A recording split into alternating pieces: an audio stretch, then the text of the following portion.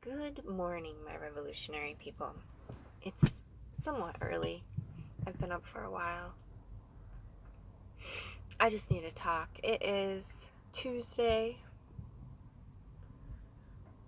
November 9th. I think it's around day 226.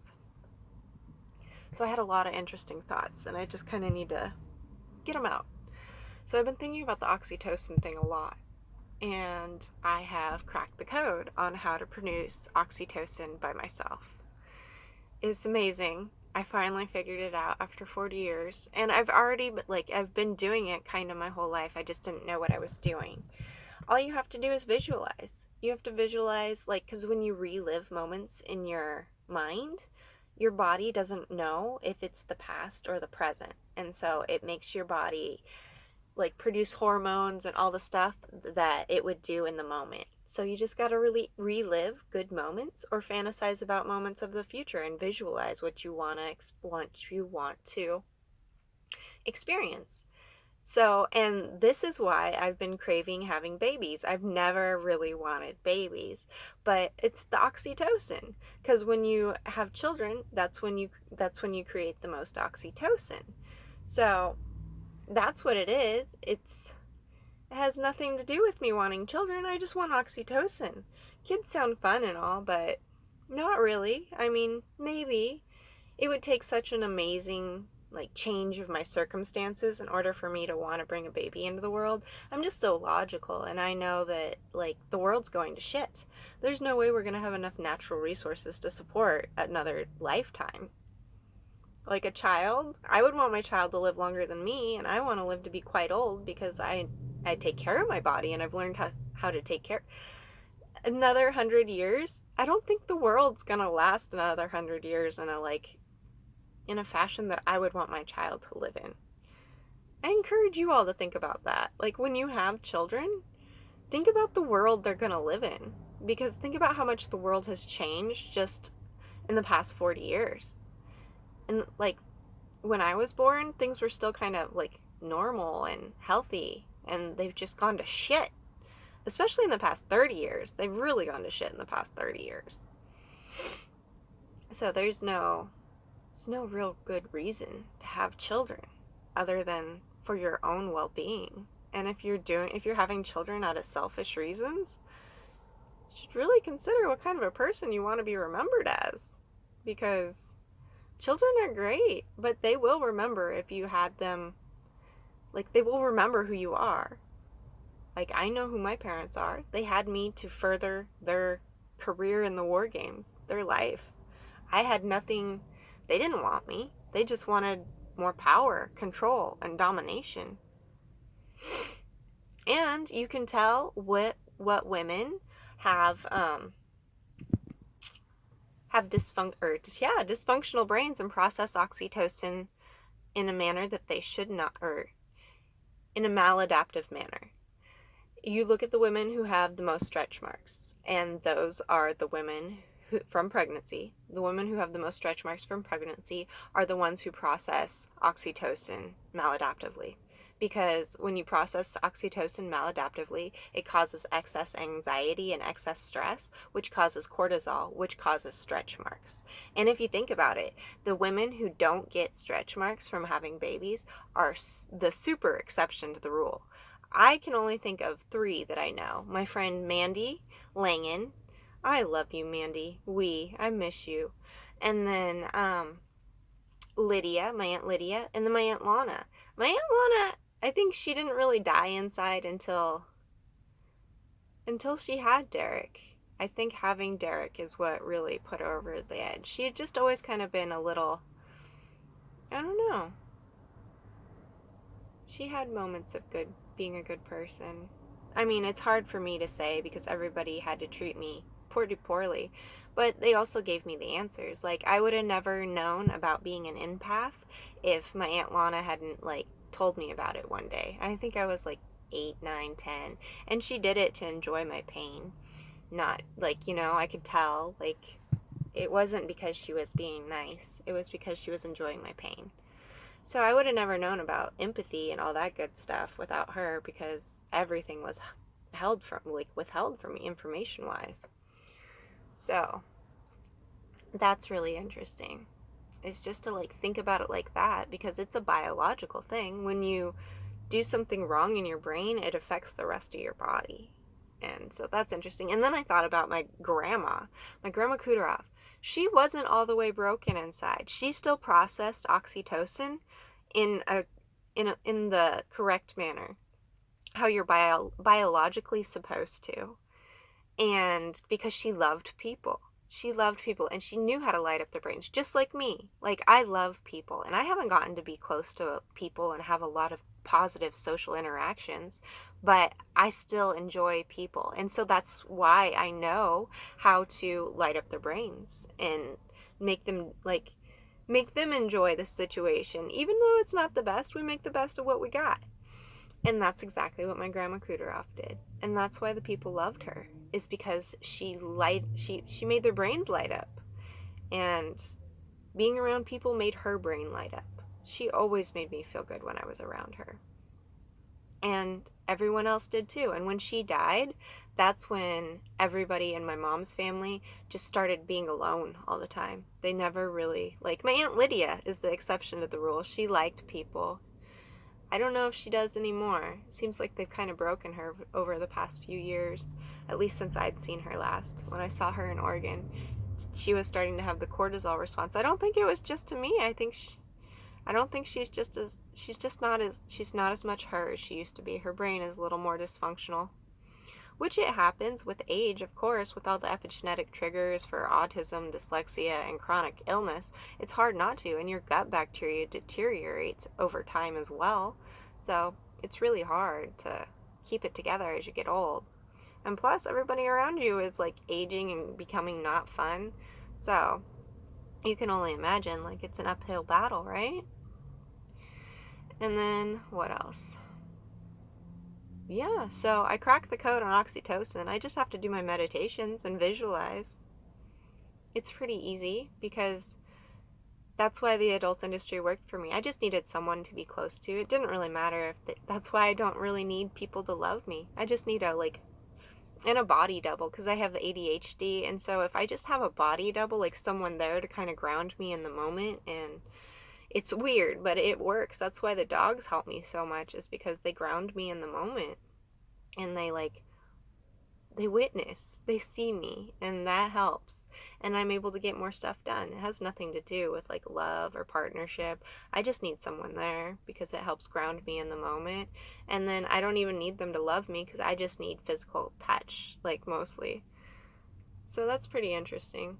And I don't even really need that, because I can just visualize, because I've lasted without physical touch for years now. Yeah, since Vegas. So it's not really necessary.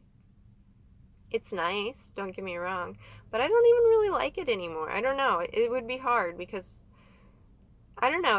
I don't mind it when I'm being paid, because being touched, as long as I'm getting something out of it, is okay. But just for the hell of it, no. No way, Jose. That's ridiculous. So that's an interesting thought. Oh, there's the crows. And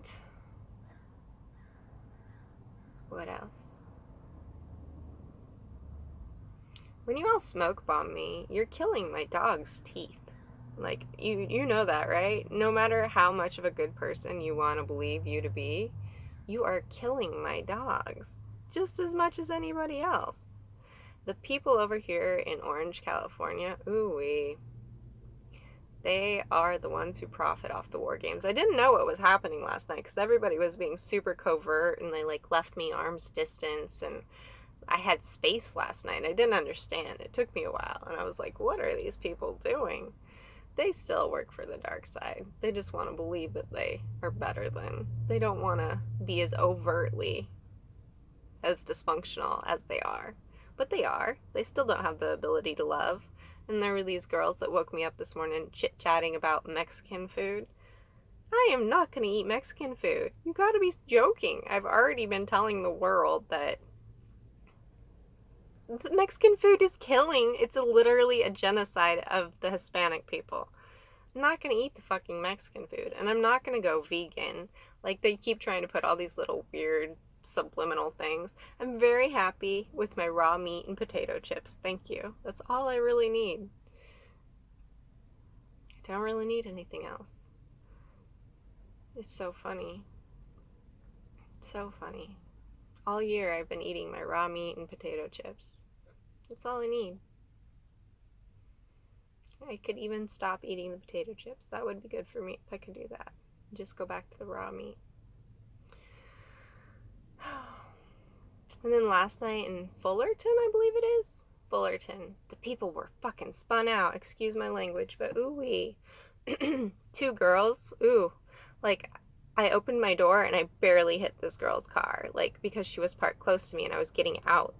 And she freaked out. And she had, like, big boobs and cortisol body. Like, your boobs are bigger. So when you find a girl, if you're a guy and you're looking for a girl and her boobs are, like, bigger and saggy, then you know she has excess cortisol, and it's like been a problem for a long time. And so, yeah, you probably want to avoid her. And then, yeah, she just freaked out. I could feel her cortisol. It was intense. It actually took me a while to calm down from interacting with her. And then she went inside and was talking to the people about me. Oh my God. See, that's an example of a lady who is trauma bonded to the system and trying to prove she is good at destruction so that she can earn the favor of the system that broke her. It's ridiculous. You don't need to do that. It's super, like, that's insane. It's literally insane. It makes no sense. And so, yeah. And then another girl, I was taking down license plates, and oh, she did the same thing that Jennifer Roth or Cinnamon from Springfield did, the stripper. She freaked out. She's like, I'm gonna call the police, da da da da da. These people are allergic to accountability. Oh my God. If you don't want to be accountable for something, don't do it. It's that easy. It's not rocket science, people. I know it goes against like what you all have been told. You've been told your whole life that you can be evil to people and not be accountable. As long as you're covert about it, then you won't ever have to be accountable. That's wrong. I can be covert about a lot of things, but you're still going to have to account to those things like when you meet God. Whether that, I don't care who your God is, you know? You're going to have to be accountable for all those things. That's why you people are so scared of death.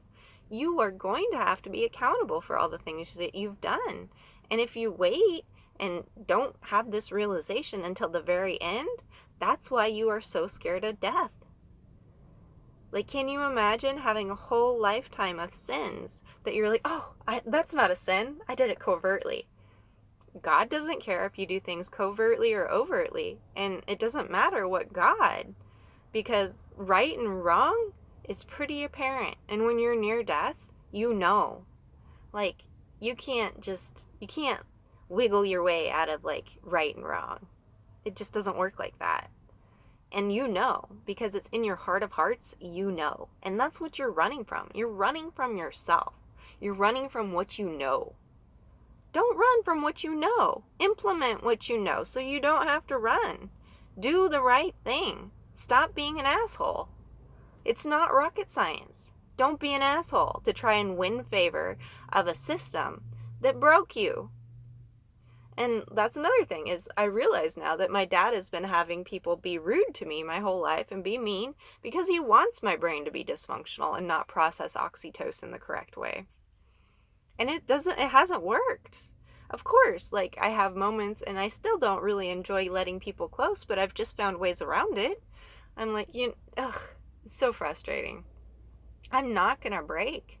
I'm not going to change. I'm not going to turn into him. My brain is too different to turn into him.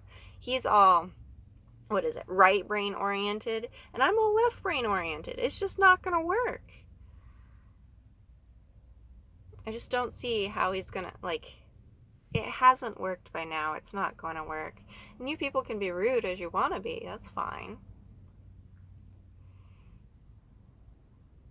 I'm kind of used to it by now. It's kind of like what I expect. But it doesn't make me I know that people can be good. I know. You can't take away that knowing. When I know that, you can't take away that knowing. I know you might not be able to be good to me, but I still know you all are good. And I can live in my fantasy world and make my brain produce oxytocin there. That's all I need. I can daydream about having a baby. I don't necessarily want a baby, but I want the oxytocin. Life is just about doing what you have to do to get the results you want. It's not about being an asshole. It's not about changing other people to be the person you want them to be. It's about accepting. Accept people for who they are. Accept yourself for who you are. And know, even if you're a covert asshole, you're still an asshole. God's gonna know. To the lady that threw mop water at me the other day when I was walking my dogs that had drugs in it, I think it had E in it or something. You're an asshole, covert or not, and you knew it. And your brain's all kinds of crazy. I think you're pretty dead inside. But I told you, you're gonna have to answer to God for that. I've never really said that before, but I think that's the best answer for a lot of, like, the best reply for what a lot of you do is you're gonna have to answer to God for that. I don't know who your God is. I don't really know who my God is. I just know there's a God. Y'all are gonna have to answer to God for your covert asshole moves. I hope you know that.